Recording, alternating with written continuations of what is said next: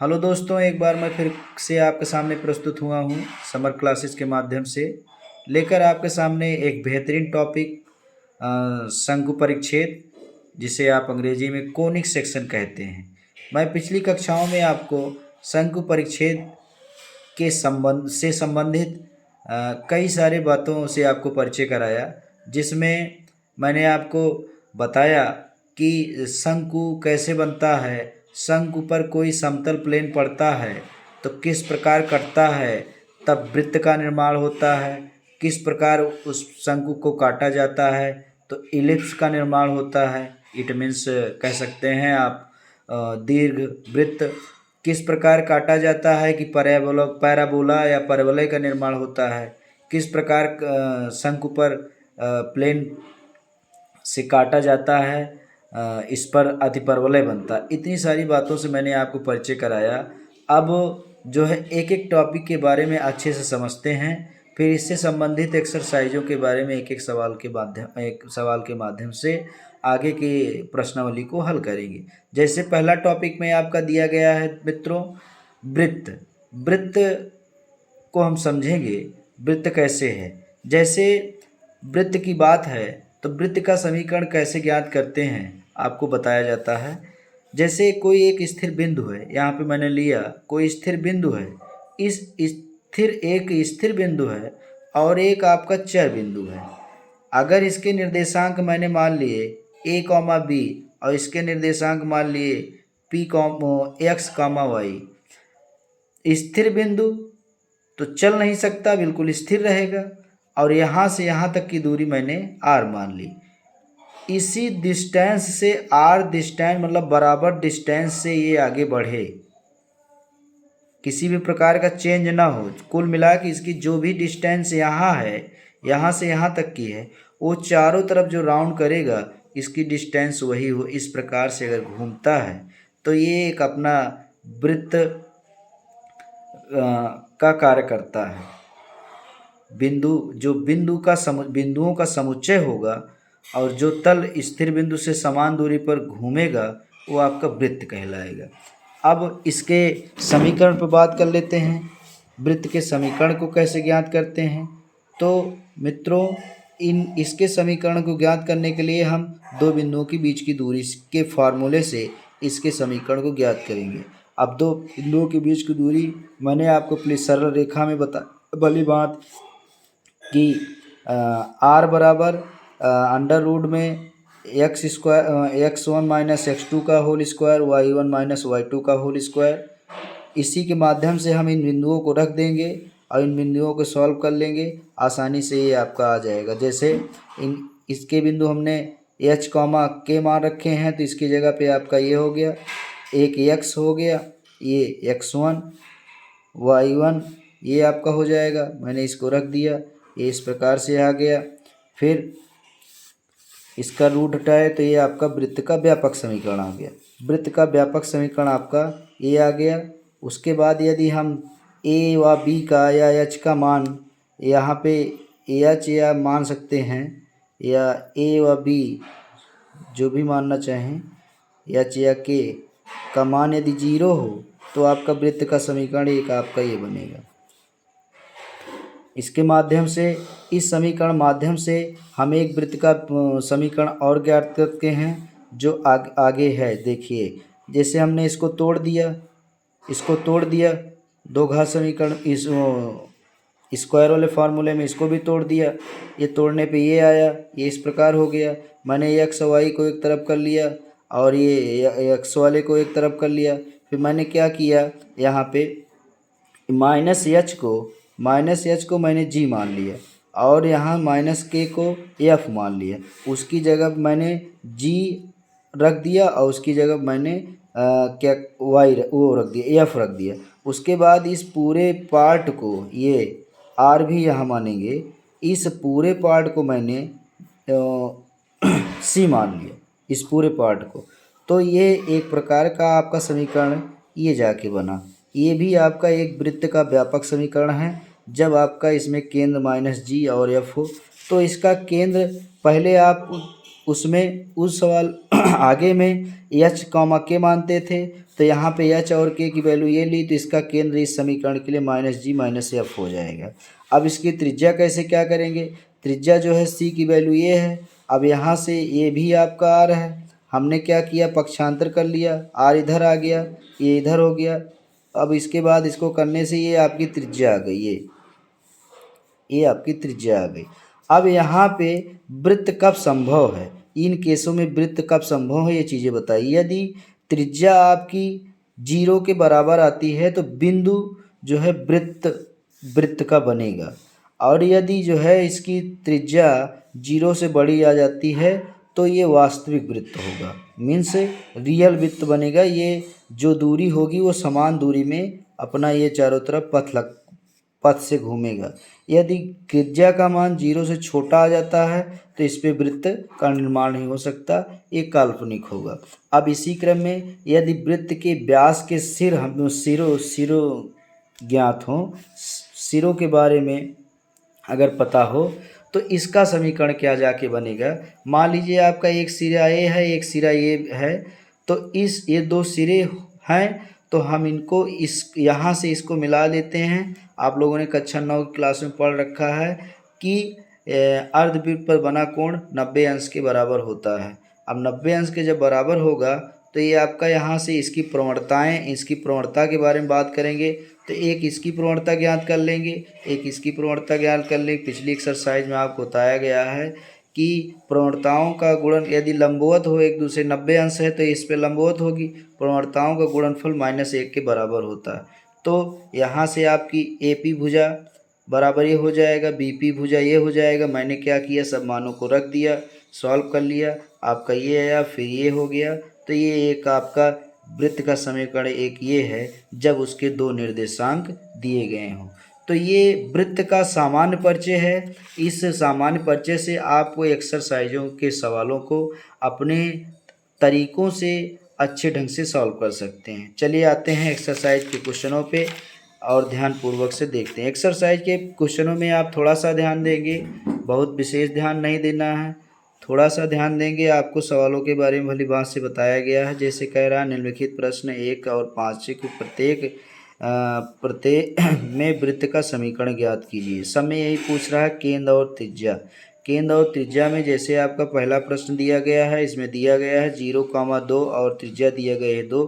तो इसमें हमें पता है केंद्र भी दिया गया और त्रिज्या दिया गया है, तो हम वृत्त के समीकरण के माध्यम से इसको हल कर लेंगे। यहाँ पे आपका केंद्र H और K दिया गया है, हमने क्या किया 0 आपका हो गया, यहाँ पे आप H और K मान लेंगे। H K आपका 0,2 दिया गया, इसके स्थान पे हमने रख दिया। त्रिज्या यहाँ पे 2 दी रखी है, त्रिज्या हमने रख दिया, सॉल्व कर लिया, इसका स्क्वायर वाले फार्मूले में तोड़ दिया, हमने सॉल्व कर लिया। इस प्रकार से आपका ये क्वेश्चन का आंसर आ गया ये आपका।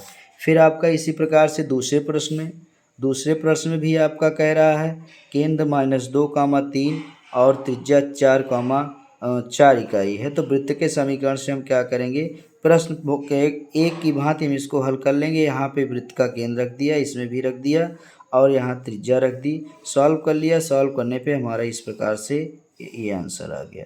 तीसरे सवाल देखिए, इसमें भी सेम जैसे आप 1 2 करते हैं सेम उसी प्रकार से है। ये आपका वृत्त का केंद्र है, कहने मतलब H और K दिया गया है, H और K की जगह पे मान रख दिया। R आपकी त्रिज्या दी गई है, इसकी जगह पर हमने ये मान रख दिया। उसके बाद क्या किया, उसके बाद फिर हमने क्या किया, इसको ओपन कर लिया, ये इस पे रूट लगा रहने दिया, सॉल्व कर लिया। ये आपका 4 आ गया, ये भी आपका ये 16 आ गया, इसको भी खोला, आपका ये भी आ गया। ये 2x - 1 का होल स्क्वायर, इसको आप ओपन कर लेंगे इस प्रकार से। फिर आप इसमें जो है हमने इसको स्क्वायर में तोड़ दिया, इसको भी स्क्वायर में तोड़ दिया। उसके बाद हमने क्या किया, एलसीएम ले लिया। एलसीएम लेने के बाद फिर इसको सॉल्व कर लिया। सॉल्व करने के बाद आपका ये आंसर आ गया। सॉल्व करना आपके लिए बेहद ही आसान है, सॉल्व करना बहुत बड़ी बात नहीं है, आप आसानी से कर सकते हैं। दोस्तों इसी प्रकार से मैं उम्मीद करता हूं कि 4 और 5 आप आसानी से कल कर लेंगे, क्योंकि बिल्कुल इसी प्रकार से है, उसको लगाने की ज़रूरत नहीं है। मैं उम्मीद करता हूं आप इसे भली भांति से कर लेंगे। अब क्वेश्चन नंबर 6 पे चलते हैं। क्वेश्चन नंबर 6 में कह रहा है कि एक्स प्लस 5 का होल स्क्वायर वाई माइनस 3 का होल स्क्वायर बराबर 36 ये दिया गया है। तो ये आप देख रहे होंगे कि वृत्त के समीकरण के रूप में दिया गया है। तो हम क्या करते हैं, इसे वृत्त के समीकरण से तुलना कर लेते हैं। और जैसे ही तुलना करते हैं, ये आपका एच का मान आ गया, ये एच का मान आ गया -5, ये आपका के का मान आ गया, ये आपका आर का मान आ गया। यही इसमें यही पूछ रहा है कि त्रिज्या क्या होगी और आपका केंद्र क्या होगा, क्योंकि पिछली सवाल में आपको त्रिज्या केंद्र दे रखा था और इस वाले सवाल में आपको समीकरण देगा वृत्त का। अब आपसे त्रिज्या और उसका वृत्त का केंद्र आपसे पूछेगा। तो त्रिज्या आपकी ये हो गई, वृत्त का केंद्र ये हो गया।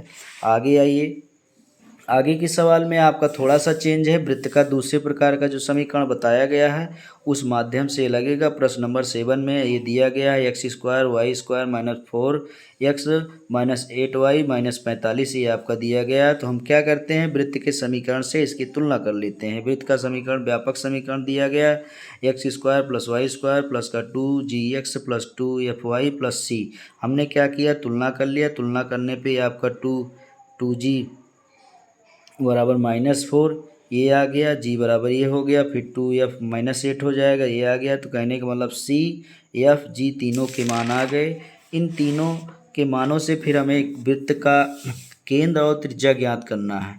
तो वृत्त का केंद्र आप जानते हैं माइनस का जी माइनस का एफ होता है, उसी पर हमने रख दिया 2 और 4, ये आपका वृत्त का केंद्र आ गया। अब त्रिज्या में क्या करना है, जो भी मान दिया गया है ये माइनस का 2 और माइनस का 4 हमने इसी पर रख दिया, सॉल्व कर लिया। आपका ये अंडर रूट 65 आपका ये आंसर आ गया। इसी प्रकार से सेम आपका 8वां सवाल है। आप करना चाहें तो आसानी से कर सकते हैं, लेकिन मैंने आपको सॉल्व करके बताया है, देख लीजिए थोड़ा सा। ये आपकी 8वें सवाल में कह रहा है x square plus y square minus का 8x प्लस का 10y माइनस का 12। तो हम क्या करते हैं, वृत्त के व्यापक समीकरण से इसकी तुलना कर लेते हैं। तुलना करने पे यहाँ पे g और f का मान आ जाएगा। g का मान -4, f का मान 5, c का मान ये। तो ये जब मान आ जाएंगे तो वृत्त का केंद्र आप आसानी से निकाल सकते हैं, क्योंकि वृत्त का केंद्र -g माइनस एफ होता है। मैंने g और मान को यहाँ रख दिया, ये वृत्त का केंद्र आ गया। उसके बाद मैंने यहाँ पे भी g f c का मान रख दिया। इसके माध्यम से इसको सॉल्व कर लिया। सॉल्व करने पे आपका अंडर रूट 53 ये आपका आ गया त्रिज्या। तो इस प्रकार से जो है वृत्त का समीकरण के माध्यम से, व्यापक समीकरण के माध्यम से इन सवालों को हम एक एक करके आसानी पूर्वक से देख रहे होंगे, आप सॉल्व कर ले रहे हैं। अब आप यहाँ पे देख रहे हैं कि वृत्त का समीकरण के रूप में दिया गया है, लेकिन वृत्त के समीकरण में आप देखते हैं कि यहाँ पे ये जो वृत्त का समीकरण दिया गया इसके सामने किसी प्रकार का अचर पद नहीं दिया गया। तो हम क्या करते हैं, इसके सामने अचर पद को हटाएंगे, तब ये वृत्त का समीकरण के रूप में जाके आएगा, तब हम इसकी तुलना करेंगे। तो क्या करते हैं, हम इस समीकरण में 2 से भाग कर देते हैं। इस समीकरण में 2 से भाग कर दिया, 2 से भाग कर देने पर ये हमारा इस रूप में बन गया। तो हम क्या करते हैं, इस वाले समीकरण से इस वाले समीकरण की तुलना कर लेते हैं। तुलना कर लेने पे यहाँ से ये आपका आ जाएगा g का मान -1/4, f का मान 0, c का मान 0, ये आ गया आपका। अब इसके माध्यम से g और f आ गया, c आ गया, तो आप इसके वृत्त के केंद्र को आसानी से ज्ञात कर सकते हैं।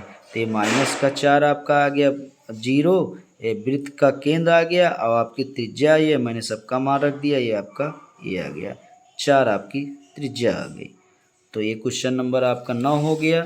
अब क्वेश्चन नंबर 10 पे चलते हैं। क्वेश्चन नंबर 10 अब थोड़ा सा चेंज है। अभी तक आप जो है वृत्त के केंद्र और त्रिज्या के बारे में पढ़ रहे थे, जो दिया रहता था आप उसको जो है ज्ञात कर लेते थे। अब जो है आपको वृत्त के रूप दिए हैं और इसमें कैसे करना है, कह रहा है बिंदुओं 4,1 और 6,5 से जाने वाले वृत्त का समीकरण ज्ञात कीजिए, जिसका केंद्र रेखा 4x + y = 16 पर स्थित है। तो हम क्या करते हैं, कह रहा है 2 बिंदु दिए गए हैं, तीनों बिंदु को क्या करता है, वो वृत्त के समीकरण से गुजारता है। तो जैसे माना हमने वृत्त का समीकरण ये है, उसके बाद ये कह रहा है कि यह वृत्त बिंदु से होकर जाता है। तो हमने जहाँ जहाँ x है वहाँ जहाँ x और y है उसकी जगह पे हमने ये मान रख दिया 4 कामा ये। तो ये आपका आया सॉल्व करने पे पहला जो इक्वेशन आपका ये आ गया 8g plus 2f plus c बराबर माइनस का 17 समीकरण नंबर आपका ये आ गया। उसके बाद इसी प्रकार से दूसरे बिंदु को इस वृत्त के समीकरण पे गुजारेंगे तो आपका ये ये आपका ये समीकरण आ जाएगा ये। उसके बाद हमको यहाँ पे जी एफ सी का मान ज्ञात करना है। तो हम देखते हैं समीकरणों में हमें जी और एफ का कैसे मान ज्ञात होगा। मान ज्ञात करने से पहले हमें ये कह रहा है कि ये केंद्र से गुजरता है, तो हमने क्या किया, ये जी और एफ को इस रेखा से गुजार दिया, तो ये आपका समीकरण ये आ गया। उसके बाद फिर हमने क्या किया, समीकरण 3 को 1 से घटा दिया, तो आपका ये समीकरण इस रूप में आ गया। उसके बाद फिर ये आपका समीकरण ये 4 नंबर और 5 नंबर देख रहे हैं, यहाँ से जी और एफ में समीकरण हमारा दिया गया है। तो हम इस समीकरण को सॉल्व कर लेते हैं। सॉल्व करने से यहाँ से हमारा जी का मान आ जाएगा, एफ का मान आ जाएगा। एफ का मान समीकरण नंबर 4 में रख देंगे तो हमारा ये आ जाएगा जी का मान, और जी आ गया, एफ आ गया, तो इसी किसी एक समीकरण में हम रख देंगे, पहले समीकरण में या दूसरे समीकरण में रख देंगे, तो ये सी का मान आ जाएगा। सी एफ जी का तीनों का मान आ गया, तो आप इसको किसी भी समीकरण में रख दीजिए और सॉल्व कर लीजिए, आपका आसानी से आंसर आ जाएगा। अब 11 क्वेश्चन, आपका क्वेश्चन नंबर 11 और 10 बिल्कुल सेम है, इसमें किसी भी प्रकार की कोई समस्या नहीं होनी चाहिए। मैंने आपको सॉल्व करके बताया है। एक बार आपको थोड़ा सा हिंट दे देते हैं। जैसे इसमें 2 बिंदु दिए थे, एक रेखा दी गई थी, मैंने उसी को गुजार दिया। जैसे यहाँ पर देखिए, पहला बिंदु इस पे गुजार दिया गया, दूसरा बिंदु आपका इससे गुजार दिया गया, और ये 2 समीकरण बन गए, एक ये बन गया, एक आपका ये बन गया। और उसके बाद आगे क्या है, आगे आपका वृत्त के केंद्र से हमने इस समीकरण को गुजार दिया। फिर उसके बाद हमने क्या किया, 2 और 3 को घटाया, 2 और 3 को घटाया तो इस रूप में जाके मिला। फिर हमने इसको इसमें देख रहे हैं कि 6 से अगर गुणा कर दें तो ये बराबर हो जाएगा, बराबर कर देने से जोड़ देंगे तो यहाँ से एफ का मान ये आ जाएगा। एफ का मान जब ये आ जाएगा और जी का मान हम इसी किसी एक समीकरण में रख देंगे तो जी का मान आपका ये आ जाएगा। जी एफ या आ गया तो आप जी एफ वाले समीकरण में रख दीजिए तो आपका सी का मान आ जाएगा। जी एफ सी का मान रख दीजिए किसी भी वृत्त के व्यापक समीकरण में, तो आपका ये क्वेश्चन आ जाएगा। तो ये आपका क्वेश्चन नंबर 11 था। 12 में है, देखिए 12 में कह रहा है त्रिज्या 5 सेंटीमीटर के उस वृत्त का समीकरण ज्ञात कीजिए जिसका केंद्र एक्स अक्ष पर हो और जो बिंदु 2,3 से होकर जाता है। तो मैंने जैसे वृत्त के समीकरण को बताया है, हमने क्या किया, ये स्थिर बिंदु लिया। इस स्थिर बिंदु पे कह रहा है कि जो इसका एक्सिस होगा एक्स अक्ष पर होगा, तो इसके अक्ष पे होने पर इसके जो कोऑर्डिनेट एच कामा के होते थे वो एच कामा 0 हो जाएंगे, क्योंकि ये एक्स अक्ष की बात कर रहा है। तो एक्स अक्ष की जो बात कर रहा है, एक्स अक्ष पे इसके कोऑर्डिनेट हो जाएंगे एच कामा 0, तो हमने एच कामा 0 कर दिया। उसके बाद कह रहा है जो वृत्त का बिंदु पद बनता है उसका केंद्र यहाँ पे आपका है 2,0। अब इन 2 कामा से जैसे आपके वृत्त के समीकरण में आपने इसको लेके बिंदुओं के बीच की दूरी निकाल करके आपने क्वेश्चन को सॉल्व किया, ठीक उसी प्रकार से आप इसकी त्रिज्या भी दे रखी है, बिंदु भी दिए गए हैं। हमने इसके 2 बिंदुओं के बीच की दूरी चाहे समझिए, चाहे आप वृत्त के समीकरण से इसको सॉल्व कर लिए। सॉल्व करने पे देखिए हमने यहाँ पे मान रख दिया। उसके बाद ये बिंदु दिया गया, इस बिंदु से गुजार दिया, ये आपका आ गया, ये इस पे रूट चला जाएगा, प्लस माइनस 4 हो जाएगा, तो इसमें एच के 2 मान आएंगे।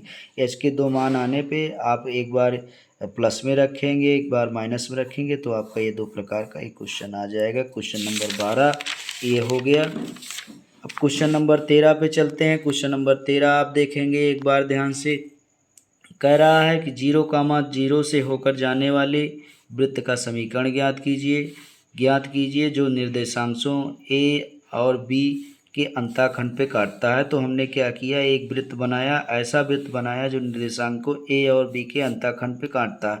तो यहाँ से यहाँ तक की दूरी हमने ए मान ली, जो ये देखिए अंतःखंड काटता है। यहाँ से यहाँ तक की दूरी हमने बी मान ली। अब यहाँ से ये जो इसका केंद्र बिंदु है, इस केंद्र बिंदु से हमने क्या कर लिया, यहाँ से यहाँ तक की दूरी a है, तो ये एक केंद्र लेंगे यहाँ पे, तो ये हो जाएगा यहाँ a/2a हो जाएगा और यहाँ a/2a हो जाएगा। तो यहाँ से यहाँ तक की दूरी आपकी a/2 हो गई और यहाँ से यहाँ तक की दूरी आपकी b/2 हो जाएगी। तो जो इसका केंद्र होगा a/2, इसका केंद्र आपका b/2 हो जाएगा।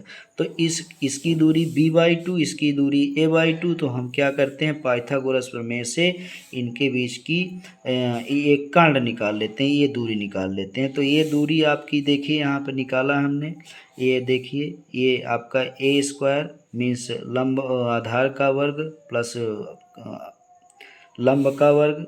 उसके बाद इसको सॉल्व कर लिया, आपका ये आ गया OC मिश्कर्ण आ गया। ये इसकी क्या हो गई, त्रिज्या हो गई। तो हमने वृत्त के समीकरण से h, k कहने का मतलब ये आपका दिया गया है वृत्त का समीकरण, इसमें रख दिया। ये आपके हो जाएंगे निर्देशांक, h की जगह पे a/2 और k की जगह b/2 और उसके बाद r की जगह पे आपका ये हो जाएगा, इसका होल वर्ग हो जाएगा, ये पूरे का होल वर्ग होगा।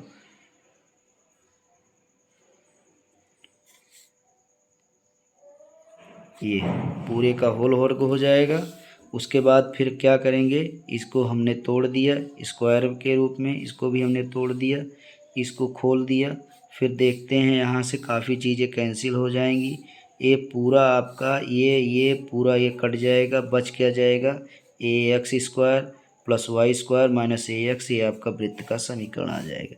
क्वेश्चन नंबर 13 में कह रहा है, ध्यान दीजिएगा, उस वृत्त का समीकरण ज्ञात कीजिए जिसका केंद्र 2, हो तथा बिंदु ये बिंदु 4, ये हो से जाता है। तो आपको मैंने बताया है कि यदि इस प्रकार से दिया हो, शीर्षों के बिंदु दिए गए हैं तो दोनों को आप क्या कर सकते हैं, इनके दोनों को 2 बिंदु दिए गए हैं तो 2 बिंदुओं से आपका वो वृत्त के समीकरण से आप लगा दीजिए, सॉल्व कर लीजिए, हल कर लीजिए। जैसे यहाँ पे हमने एक केंद्र मान लिया, वृत्त के बिंदु दिए गए हैं, होकर जाता है तो हमने क्या कर दिया, ये इसमें सब मान रख दिया, सॉल्व कर लीजिए, आपकी 13 त्रिज्या आ गई। अब ये त्रिज्या आ गई, त्रिज्या ही हमें ज्ञात करना है, इसके बीच की त्रिज्या ही ज्ञात करना है। तो हमने क्या कर दिया, अब इसके बिंदु रख दिया वृत्त के समीकरण से, इसके भी बिंदु रख दिया, त्रिज्या की जगह पे 13 रख दिया। उसके बाद इसको स्क्वायर वाले फार्मूले में तोड़ दिया, इसको भी स्क्वायर वाले फार्मूले में तोड़ दिया, सॉल्व कर लिया। इस प्रकार से आया, ये पक्षांतर वगैरह कर दिया गया, ये आपका ये सॉल्विंग हो गया, ये हो गया आपका। इस प्रकार से आप इसको कर सकते हैं। शायद दिखा नहीं, एक बार से फिर से समझाता हूँ। यहाँ ये आपका क्वेश्चन नंबर 14 है। 14 में आपका ये ऐसे दिया गया है, तो हमने इसके केंद्र ये मान लिया, इसके ये बिंदु पथ की ये डिस्टेंस ये मान ली है। उसके बाद फिर हमने क्या किया है, आगे चलिए, ये आपकी त्रिज्या, वृत्त की त्रिज्या हमें ज्ञात करनी है। तो सारे बिंदु दिए गए हैं, बिंदुओं को हमने रख दिया, ये आपकी त्रिज्या आ गई। उसके बाद वृत्त के समीकरण में हमने जो भी बिंदु दिए गए हैं वो बिंदु रख दिया, त्रिज्या रख लिया, सॉल्व कर लिया, आपका इस प्रकार से ये आपका आ गया। क्वेश्चन नंबर 15 थोड़ा सा हटके है, थोड़ा सा समझना है आपको, इम्पोर्टेंट क्वेश्चन है। क्या बिंदु ये आपका दिया गया बिंदु -2,